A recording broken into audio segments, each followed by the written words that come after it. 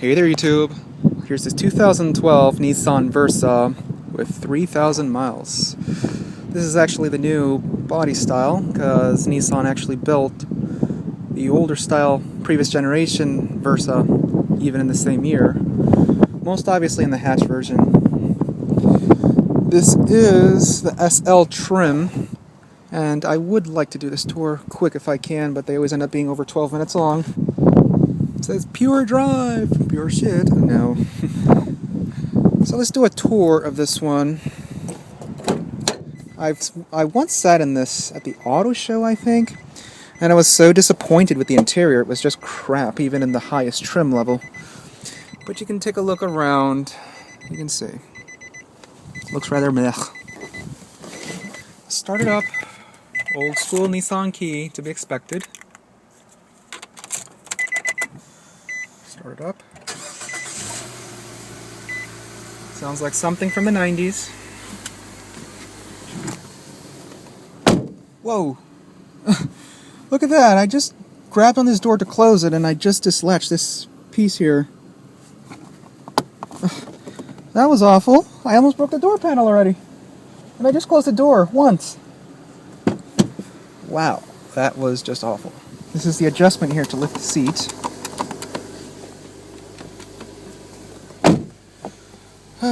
Comfort-wise, I feel rather snug in here. Shoulder room isn't too great. I'm just right onto the B pillar. And there's no armrest either, but the seats are actually soft, but the lower section feels quite flat. I think on a long trip I would be rather uncomfortable for the most part because the positioning, I find it quite awful in my opinion. And legroom, this center stack here, the center console, is so intrusive. I mean, my leg is rubbing onto here. And the seat does move way back. That's a good thing. But then the steering wheel becomes so far away, and it doesn't telescope. Let me not further bash this car when it comes to its comfort. Let's move over to interior quality, which just becomes even more beautiful. Entire dashboard, entire thing, this hard, cheap, grainy plastic. Absolutely hard touch, everything. It's awful and hollow. You can hear it. Everything. Hazards, radio, in-dash CD, aux right there. Very simple, old school climate control. Let me leave it on low. Air recirculation, you can hear the thumping noise like cars from the 70s do. Dual cup holders, and this has a CVT. Again, entire thing, plastic, to be expected. But this is just so low rent. Power outlet, eighth. I have no idea what this is. I don't know if that's a scanner to read. No, that's a smaller port. I don't know what the hell that is. E-brake. Yeah, this is sexy. Dual cup holders here for the rear passengers, I assume. Let me move back up. Glove box. Not even damped, but it is massive. Quite deep, but narrow. Steering wheel. It is nicely thick, but it's bare. Radio controls. Hands-free controls. Attempting to connect. Oh, that's pretty good. It does have hands-free controls, so that's a good thing, actually.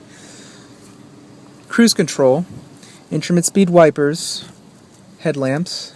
I'm surprised it has fogs, too. Panel dim and vehicle information all up here, trip computer and such. Average MPGs, that's what it's reading out right as of now.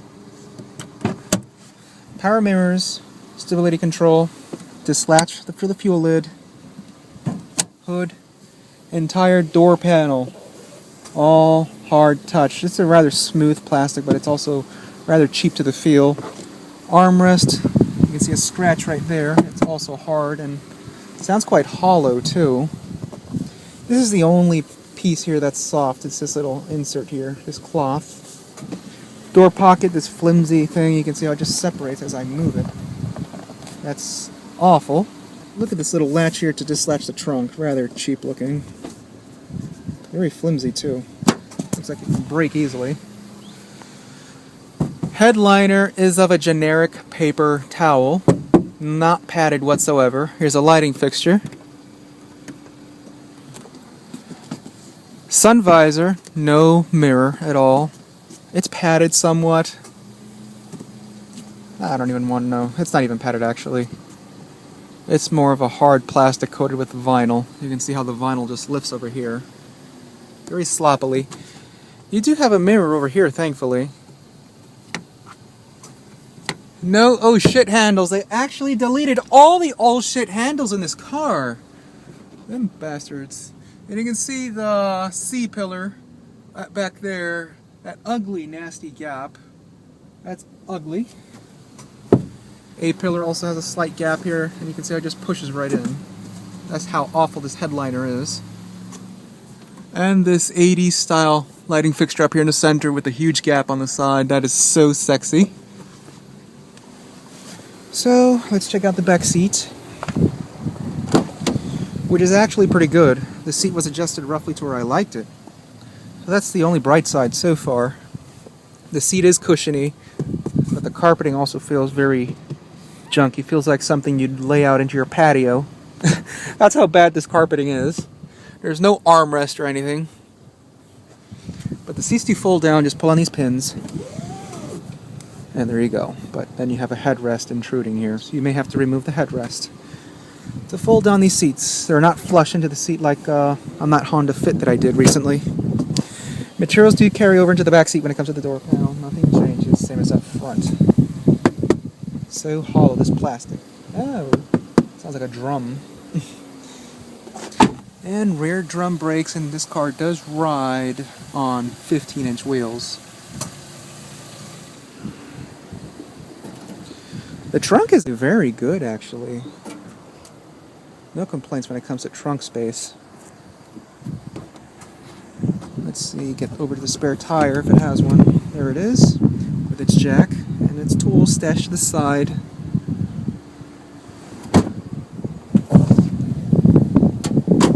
I mean, the car does look a little bit better than the older Versa, but it's still a bland car overall. And Nissan even stated that people who search for cars in this class really don't search for style or anything like that. They just want four wheels to go. But I completely disagree, because there's people out there who want a subcompact that's good looking and attractive.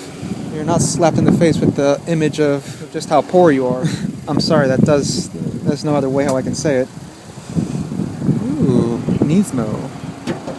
Too bad I don't have room to do it on my camera today. This is my third car, a 1.6 liter dual overhead cam 4-cylinder.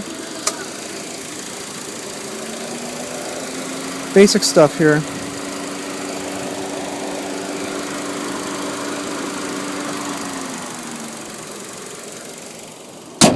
Oh, it sounded like a dumpster when I closed it. It was flapping all over the place. And look at this finish here. Opens up, narrows down, and opens up again. The flappiest hood ever. Nissan has a knack of doing that with their cars. The Juke was just as awful. Well, let's get to revving it, because I don't have much more room in this camera.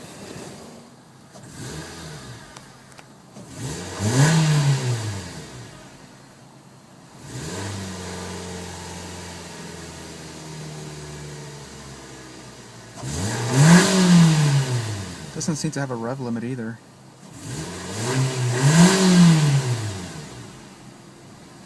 Very buzzy.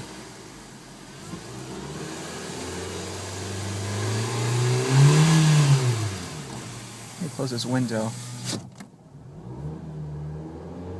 Oh gosh, this is just awful. The engine noises just intrude this cabin excessively. And once you peak around 3,000 RPM, you can hear this rather grainy or gargly noise emitted from the engine. Very unrefined. Ugh. Really, this car is a slap in the face. I find it quite awful. I'm sorry if you are an owner of one of these, but this is just a good cheap rental, and leave it as that.